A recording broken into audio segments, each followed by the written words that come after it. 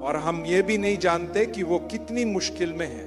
آج ہم بات کر رہے ہیں مشکل وقت کے بارے میں، اور میرے پاس 20 منٹ ہیں جس میں میں چاہتا ہوں کہ آپ کو ایک کہانی یاد دلاؤں جو آپ پہلے ہی جانتے ہیں۔ آپ اس کہانی کو جانتے ہیں، مگر میں چاہتا ہوں کہ اس کہانی سے کچھ سبق نکالیں تاکہ آپ اور میں اپنی زندگی کے مسئلوں کو بہتر طریقے سے سمجھ اور حل کر سکیں۔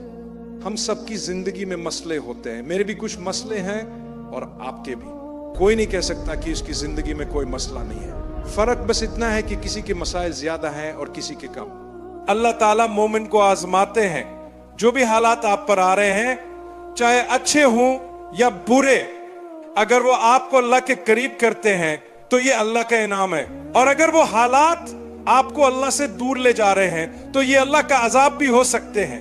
تو جب بھی آپ کسی حالت سے گزر رہے ہو، چاہے وہ اچھی ہو یا بری، اللہ کے قریب ہو جائے۔ میرا ایک سوال ہے، اللہ کے نبیوں میں سب سے زیادہ خوبصورت کون تھے؟ کیا کوئی جواب دے سکتا ہے؟ مجھے 2 نام سنائی دے رہے ہیں، رسول اللہ اور حضرت یوسف۔ ٹھیک ہے، رسول اللہ کے بارے میں صحابہ کہتے تھے کہ آپ کا چہرہ ایسا تھا جیسے چاند کا ایک حصہ ہو، آپ کو سب سے خوبصورت اور بہترین انداز میں پیدا کیا گیا تھا۔ بعض صحابہ یہاں تک کہتے تھے کہ یوں لگتا ہے کہ آپ کو ویسے ہی پیدا کیا گیا ہے جیسے آپ چاہتے تھے۔ لیکن قرآن میں انبیاء کی کہانیوں میں سب سے خوبصورت حضرت یوسف علیہ السلام تھے، مگر ان کی زندگی میں مشکلات آئی۔ اللہ قرآن میں فرماتا ہے کہ ہم آپ کو بہترین قصہ سنا رہے ہیں، ذرا سوچیں، سب سے خوبصورت اور بہترین کہانی، مگر وہ کہانی مشکلات اور تکالیف سے بھری ہوئی ہے۔ حضرت یوسف کے بھائی ان سے حسد کرتے تھے، انہوں نے اپنے والد سے جھوٹ بولا اور اپنے ہی بھائی کے قتل کا منصوبہ بنایا۔ یہ دیکھیں شیطان انسان کو کس طرح بہکاتا ہے۔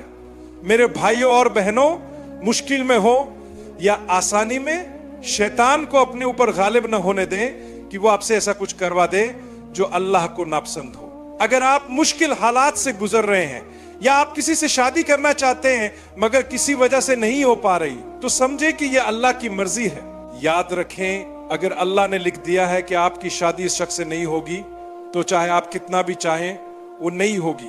آپ اس دنیا میں پہلے شخص نہیں ہیں جس کے ساتھ ایسا ہو رہا ہو، یہ سب کے ساتھ کبھی نہ کبھی ہوتا ہے۔